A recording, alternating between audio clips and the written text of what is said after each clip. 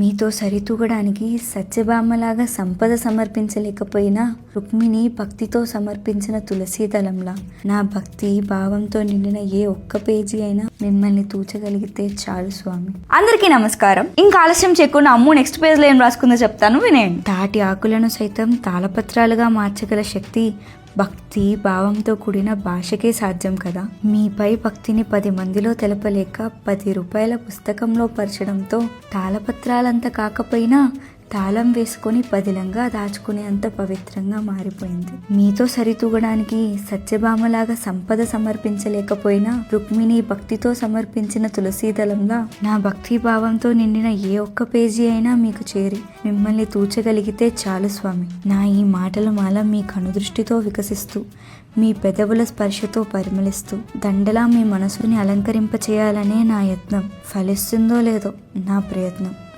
What are rhyming. ఇవాళ మీరు కనిపించనే లేదు. అలసిపోయారేమో, ఆలస్యంగానైనా వస్తారనుకున్నా కానీ రాలేదు. పాపం పుట్టినరోజు కళ్యాణం అన్నీ ఒకటే సరేసరికి అలసిపోయి ఉంటారులే. చైర్మన్ సార్ వాళ్ళ ఇంటికి వెళ్ళావంట, ఎలా ఉంది ఇల్లు? మమ్మల్ని కూడా తీసుకొని వెళ్ళొచ్చుగా. ఓన్లీ టాపర్స్కేనా ఎంట్రీ అంటూ అందరూ గోల చేశారు. ఇంతలో హాయ్ రా, నీతో మాట్లాడాలి కాసేపు అంటూ నా సూపర్ సీనియర్ మీ కజిన్ పిలిచారు. అప్పటికే టైం అయిపోయింది.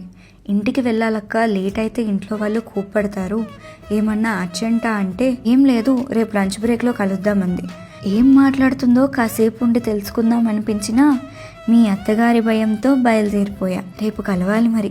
ఏం కబుర్లు చెప్తుందో ఏమో. ఏం కబుర్లు చెప్పిందో తెలియాలంటే నెక్స్ట్ పేజ్ చదవాల్సిందే. నాకు ఈ బుక్ ఆ తాళపత్రాల కన్నా ఏ 1% కూడా తక్కువ కాదు. మన పూర్వీకులు రాసిన తాళపత్రాల వల్ల మనకి ఎన్ని విషయాలు తెలిసాయో, ఎన్ని నేర్చుకున్నామో క్లియర్ గా నాకు తెలియదు. కానీ దీని నుంచి మాత్రం ప్రేమ ఇలా కూడా ఉంటుందా? క్లియర్ గా చెప్పాలంటే మన జనరేషన్ కి అసలు ప్రేమ అంటే ఏంటి, స్వచ్ఛమైన ప్రేమ అంటే ఎలా ఉంటుంది అని తెలియజేయడానికి నాకు ఇది దొరికిందేమో అనిపిస్తుంది. మీరేమంటారు? కమెంట్ చేయండి. మరో పేజీతో మళ్ళీ కలుసుకుందాం. ఇక సెలవు.